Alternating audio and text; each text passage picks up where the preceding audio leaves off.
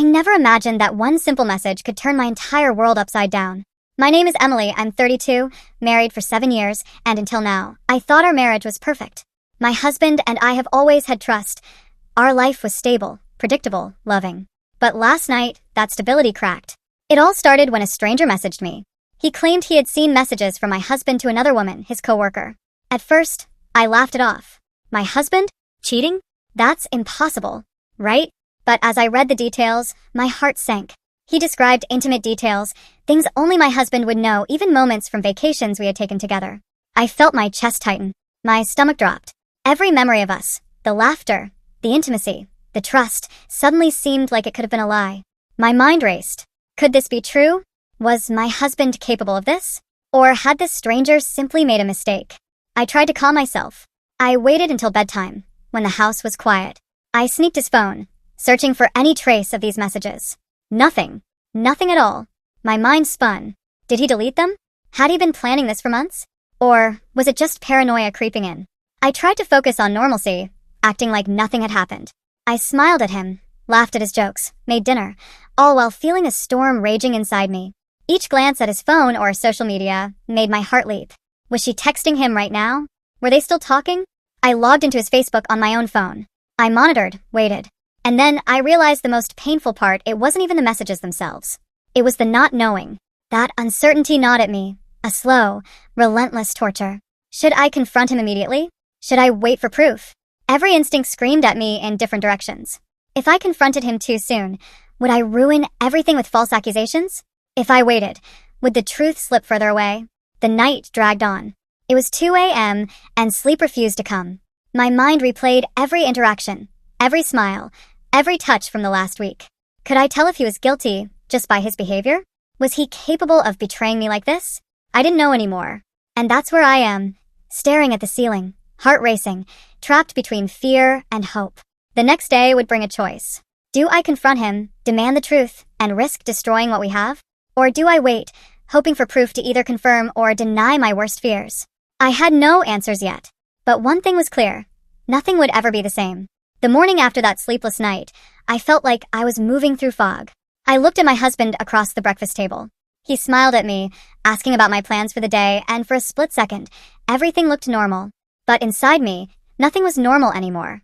I studied him carefully, every word, every movement. Was there guilt hiding in his eyes? Did his smile seem forced? Or was I just imagining it? I couldn't tell. That's what made it worse.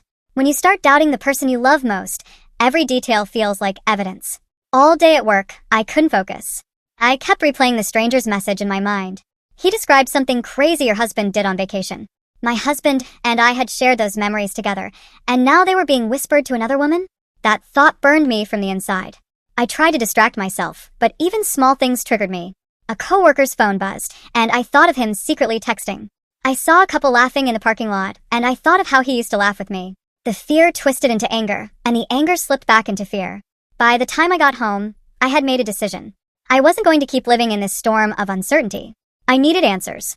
But here's the problem. When you confront someone about cheating, you open a door you can never close again. Whether he was guilty or not, our marriage would change forever in that moment. That night, I sat in the living room waiting for him. My hands shook, my heart pounded. He walked in, set his bag down, and kissed my forehead as if nothing was wrong. That kiss almost broke me. It felt like a lie, or maybe it was the truth. I couldn't tell anymore.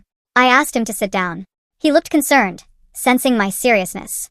And then, before I could stop myself, the words spilled out. I need to ask you something. Are you cheating on me? The silence after that question was louder than any scream. His eyes widened in shock, then softened with hurt. He swore he wasn't, swore that he loved me, that I was his only one. He asked why I would even think that. I told him everything. The message, the details, the other woman's name. I wanted to see his reaction. He listened carefully, then shook his head. He said the man must be mistaken, or lying, or confused. He said he'd never betray me like that. But here's what shook me most. He wasn't angry. He wasn't defensive. He seemed almost sad that I doubted him, and that reaction made me doubt myself. Could I really be wrong? Had I let fear and paranoia twist me into someone I wasn't? Still, a part of me didn't feel satisfied. The missing messages, the suggested name on Facebook, the coincidences, they didn't just disappear because he said the right words. Trust doesn't rebuild instantly. That night, we went to bed side by side. He slept peacefully. I stayed awake, staring at the ceiling once again, caught between his reassurances and the evidence I couldn't ignore. And so, my dilemma only grew deeper. Do I take him at his word and fight to rebuild my trust? Or do I keep searching, risking the possibility that the truth might shatter everything? The next morning, I woke up feeling exhausted but determined. His words from the night before echoed in my head, his insistence that he would never betray me. A part of me wanted to believe him. In fact, I wanted nothing more than to accept his reassurance, to close my eyes and go back to the version of our marriage where trust was unshaken.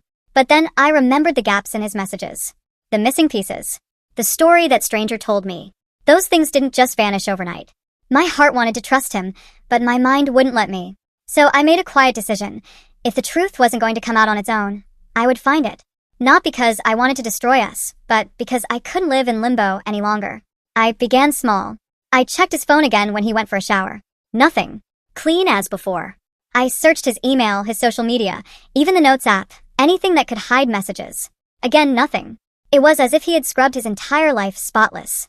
That only made me more suspicious. Nobody's phone is that clean. Everyone has some trace of casual conversations, random texts, or harmless history. But his? It was like a perfectly polished surface, with no fingerprints at all. Over the next few days, I watched him closely. He didn't change his behavior. He didn't hide his phone, didn't act secretive. He was attentive, affectionate, and seemed almost eager to prove his love. But maybe that was the trick. Maybe he knew I was watching. Late one night, I opened my phone and checked Facebook Messenger. His account was still logged in. No new messages. But her name, the woman from work, was still there in the suggestions. It was like a shadow following me. I stared at that little gray circle with her picture, wondering what truths were hiding behind it. The curiosity and fear were eating me alive. I couldn't concentrate at work, couldn't enjoy time with friends. Even when I laughed, the thought lurked in the back of my mind. Is he texting her right now? Finally, I decided to test him. One evening, while we were talking casually on the couch, I mentioned her name. I said something simple like, "Oh, isn't she the one from your office who also went on that trip?" The change in his expression was subtle, almost too subtle. But I caught it. A flicker of recognition, a quick shift in his eyes, before he nodded casually and said, "Yeah, she works there." Then, he changed the subject. That flicker stayed with me. It was the kind of look that said there was more beneath the surface. And once again, my chest tightened with unease. I knew I was reaching a breaking point. Living in this half-truth, this limbo, was slowly tearing me apart. I needed more than words. I needed undeniable proof, whether of his innocence or his betrayal. Because without it, I was drowning in doubt. So, I made another decision. I would stop waiting for answers to fall into my lap. I would find them myself, no matter how painful they might be. And that's when everything began to change. The hours dragged on, each one heavier than the last. My mind refused to rest, looping through every possibility, every detail that now seemed suspicious in hindsight. I thought about the boat the other man mentioned. My husband doesn't own one. At least, not that I know of. Could he be borrowing someone's? Lying about it to impress her? Or had this man gotten something wrong? The uncertainty gnawed at me. I tried to remind myself of the facts. I had no direct proof. His phone was clean, no messages, no obvious signs. But the other man's story was too precise, too aligned with things only my husband and I would know. That detail about our vacation, it couldn't be coincidence. Still, what if my husband had erased the trail, deleted the conversations before I could see them? Maybe he's careful, covering his tracks daily. That thought made my chest tighten. If he could go that far, then how long had he been living this double life? I checked his Facebook again on my phone, staring at her name in the suggested list. It felt like a silent confirmation, a red flag waving in my face. They were connected somehow, whether I had the messages or not. I asked myself, should I really wait? Should I keep playing detective, hoping for a slip-up? Or should I bring it out into the open right now? The thought of pretending another day, smiling at him across the table while my heart ached inside, made me feel sick. I knew tomorrow evening would be my breaking point. Morning came, but instead of relief, I felt heavier. My husband acted normal, maybe too normal. He kissed me on the cheek, made small talk, and left for work like it was any other day. Watching him walk out the door twisted my stomach. Was he really living a second life right under my nose? All day, I kept checking his Facebook through my phone. Nothing yet. No new messages. But the silence itself felt suspicious. If they were really in touch, were they switching to another app? Was I already locked out of the truth? I couldn't eat, couldn't focus on anything else. I imagined the worst-case scenarios. Him laughing with her, sharing secrets that used to belong only to us. Every time my phone buzzed, my heart jumped, hoping it would reveal something, but it never did. By evening, I was exhausted. I knew I couldn't keep living in limbo. The not knowing had become torture, worse than the possibility of betrayal itself. Even if he denied it, even if he turned it around on me, at least I'd be facing the truth instead of drowning in silence. So, I made up my mind. Tonight, I would confront him. That evening, my heart pounded as I heard his keys at the door. He came in with the same calm smile, kissed my forehead, and started talking about his day. But I couldn't pretend anymore. My hands shook as I set down my glass of water. "I need to ask you something," I said, my voice quieter than I expected. He looked up, surprised. "What's wrong?" he asked, his tone cautious. I took a deep breath. "Are you talking to her? Your coworker, the one you're friends with on Facebook?" His face shifted for a split second, just long enough for me to notice. Then he tried to smile. "What are you talking about?" he said, almost laughing. I told him everything. About the message I received from the other man. About the details that only we would know. About the possibility that he was deleting conversations. His expression hardened. "You went through my phone?" he snapped, suddenly defensive. "Yes," I admitted. Because I needed to know the truth. But I didn't find anything. And that almost makes it worse. Because I don't know if you're careful or if you're innocent. For a long moment, he just stared at me, silent. The tension filled the entire room, pressing down on both of us. I could see the wheels turning in his head, whether to confess, deny, or twist it back on me. And in that silence, I realized something. This wasn't just about proof anymore. It was about trust. And trust, once broken, doesn't always need evidence to feel shattered. Finally, he spoke. "So, some random guy messages you, says something vague, and suddenly you don't trust me? After everything we've been through?" His voice was sharp, but his eyes didn't match. They were restless, shifting, not steady like they usually were when he told the truth. I shook my head. This wasn't vague. He mentioned our vacation. Things you could only know if you were there with me. How would he know that unless he read it from your messages? He opened his mouth to argue again, but stopped. His jaw tightened. That pause told me more than words ever could. "Just tell me the truth," I whispered. "Because if you keep lying, I'll find out anyway. And if you are innocent, then you shouldn't be afraid to clear this up." His shoulders slumped for just a second before he straightened up again, hiding behind anger. "You're being paranoid. You've already decided I'm guilty. So, what's the point of explaining?" That hurt more than a confession. Because instead of reassuring me, instead of fighting for us, he pushed the blame back onto me. I realized something important in that moment. Whether or not he was physically cheating, emotionally he was already gone. The secrecy, the defensiveness, the refusal to be transparent, it all felt like betrayal. I sat there in silence, tears filling my eyes. And he just walked out of the room, leaving me alone with the weight of everything I feared. That night, I barely slept.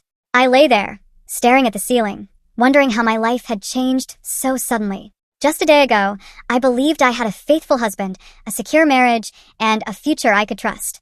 Now, every memory felt poisoned. In the morning, he acted normal, like nothing had happened. He made coffee, scrolled his phone, even asked me how I slept. The casualness of it made my blood boil. How could he pretend everything was fine when my heart was breaking? I watched him carefully. Every time his phone buzzed, he tilted the screen away. Every laugh, every quick reply made me wonder, is it her? By noon, I couldn't take it anymore. I pulled him aside and said, "Listen, if you want to keep this marriage, then from now on, there are no secrets. I want full honesty, complete transparency. No hidden messages, no late-night conversations, no second lives. If you can't give me that, then don't give me anything at all." He stared at me, quiet. Then he muttered, "You don't trust me, and maybe you never will again." And that's when I realized he was right. Even if he swore on everything sacred, I would still doubt. Because once the seed of betrayal is planted, it grows roots you can't just pull out. I had a choice. Either live in a marriage where I'd constantly question him, or walk away and reclaim my peace. And as painful as it was, I started to see which path was meant for me. That evening, I sat by myself in the living room. No TV, no phone, just silence. I thought about every moment we had shared, every promise he had made, and every time I defended him in front of others, saying he would never do that. But now I knew better. When he walked in and tried to sit beside me, I gently moved away. I looked him in the eyes and said, "This isn't working anymore. I can't live in doubt every single day. I can't keep pretending to trust you when deep inside, my heart is breaking." He opened his mouth to argue, but for once, I didn't let him. I told him that love without trust is like a house built on sand. It doesn't matter how beautiful it looks, one storm and it collapses. And my storm had already come. So I made the hardest decision of my life. I chose myself. I chose my peace. I chose to walk away from the marriage I thought would last forever. Because sometimes the bravest thing you can do is let go of the person who is supposed to protect your heart but instead shattered it. And as I closed the door behind me that night, I felt the weight lift. The pain was still there, yes, but for the first time in days, I could finally breathe again.